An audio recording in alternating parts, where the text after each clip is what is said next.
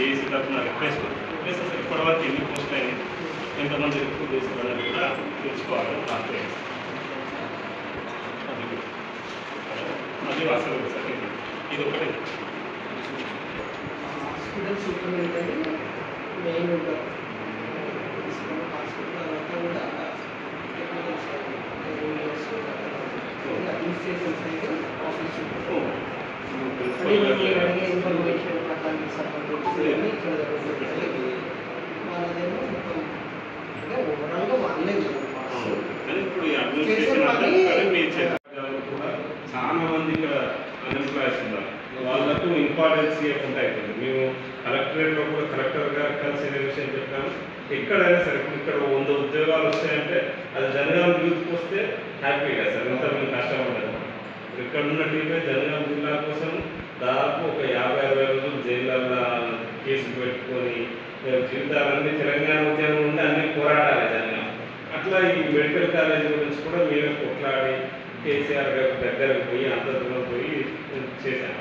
కానీ ఇక్కడ ఉన్న పిల్లలకి ఎంప్లాయ్మెంట్ వస్తుంది, ఇది వేరు అయిపోతుంది. అట్లా కాకుండా మీరు ఏ రిక్రూట్ చేసినా కానీ దాంట్లో మీరు ఒక కాషన్ చిన్న రేట్ లోకల్ వాళ్ళకి ఇంపార్టెన్స్ ఇవ్వాలని మీరు ఒకటి పెడితే ఇక్కడ ఉన్న వాళ్ళకి న్యాయం జరిగింది.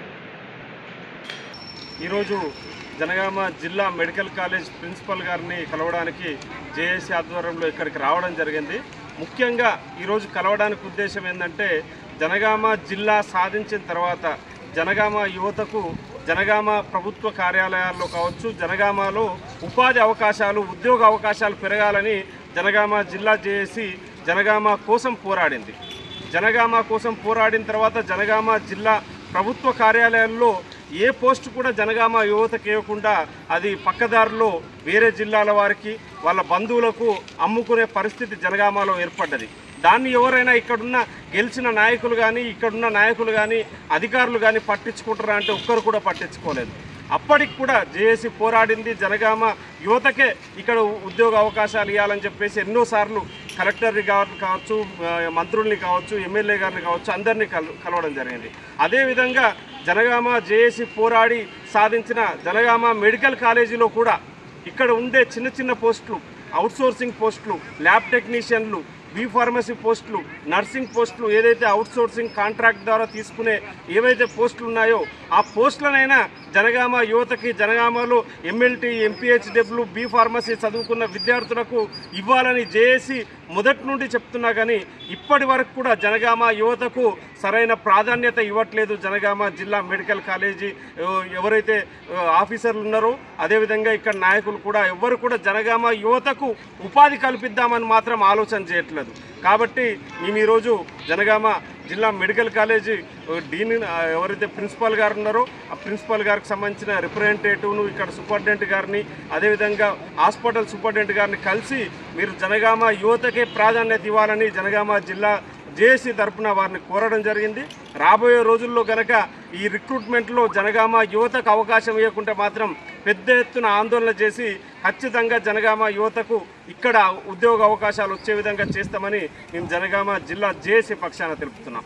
జై జనగామ. అతి తక్కువ సమయంలో మీ వ్యాపార సామ్రాజ్యాన్ని పెంచుకోవాలనుకుంటున్నారా? తక్కువ ఖర్చుతో ఎక్కువ పబ్లిసిటీ చేయాలనుకుంటున్నారా? అయితే ఇంకెందుకు ఆలస్యం? మీ జేఎన్టీవీ తెలంగాణ ఛానల్లో అతి తక్కువ ఖర్చుతో ప్రకటనలివ్వండి, అత్యధిక లాభాలను సాధించుకోండి. వ్యాపార, వాణిజ్య, పాఠశాలలు, వైద్యశాలలు, హోటళ్లు, వస్త్ర దుకాణాలు, అన్ని రకాల వ్యాపార ప్రకటనల కొరకు సంప్రదించండి. మా phone numbers 8558288081 9247896607. Hi! Subscribe to JNTV Telangana. Don't forget to like the video and to get the notification of a video, hit the bell icon.